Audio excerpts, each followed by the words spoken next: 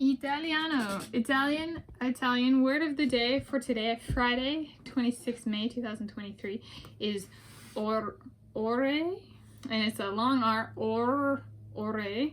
So O-R-R-O-R-E, and it translates to English as abhorrence. It's also kind of like, so it's something, what is an abhorrence? An abhorrence is something very much hated or disliked or kind of causing horror to people. So it can both English and Italian, interestingly, horror, like there's a sound to both of those words in both languages, yeah, to the horror kind of thing, like, oh, Orrore, you know, kind of thing. So what's an example of an abhorrence? So I have work experience in the nuclear industry, and perhaps there's a bit of science, technology, engineering, and mathematics doesn't always like mix and mingle with people outside of that. And an abhorrence, or like a reason for some of that for like the nuclear industry, for example, is nuclear weapons. Some have been developed. They're not used in warfare currently, nor have they been. Some nuclear weapons have been tested, some have not. And perhaps the most famous nuclear weapon that is like designed, built, but has not been used and has not even been tested is what is called the U, as in the letter U, Anglican letter U, bomb. It's the uranium bomb. And so that one has not even been tested. And so one of the kind of abhorrence in the nuclear industry is when the press, whatever country, lies and says nukes were used in this battlefield, and it's like, no, and technically not only were they not used, some have not even been tested, right? And some places have developed such a, it's a response where the press tries to make it look less adequate than it actually is, or less like, they try to discredit the weaponry by saying it's been used, setting it up for failure, but not actually, because, you know, these nuclear weapons that have been tested have 100% success rates. So like, and that is not something that's in the press because they haven't been used.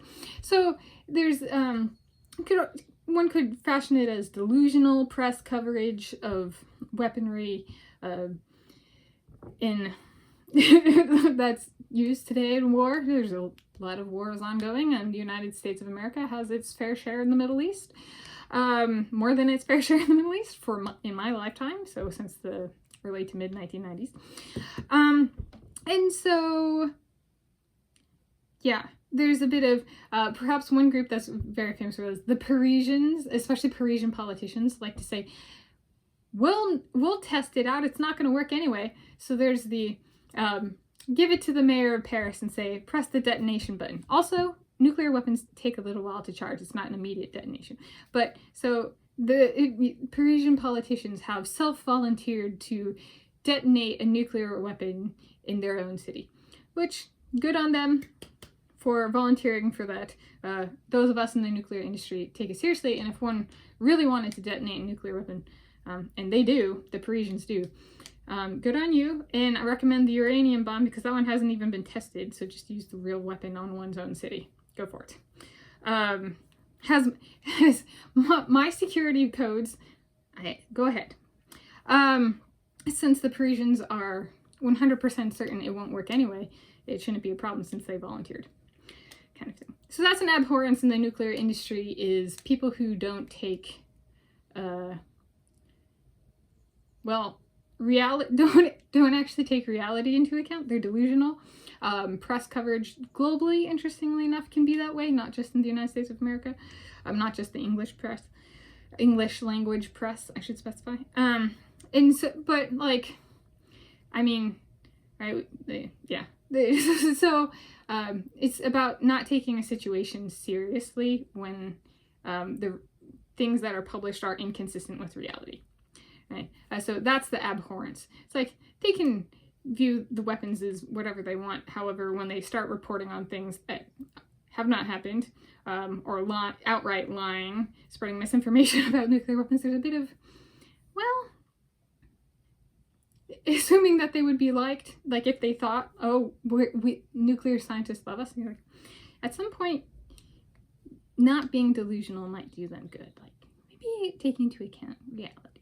So this way of saying it'd be inappropriate for them to assume they're liked by scientists, technologists, technicians, engineers, and mathematicians, kind of thing. Though we have gotten very good at saying what they want to hear or playing along, and then they think it means we like them, but it doesn't. So yeah, industry specific. And again, the word in Italian is orrore, and in English, abhorrence. Kind of in the sense of something very disliked, disgusting, horrifying. Happy day.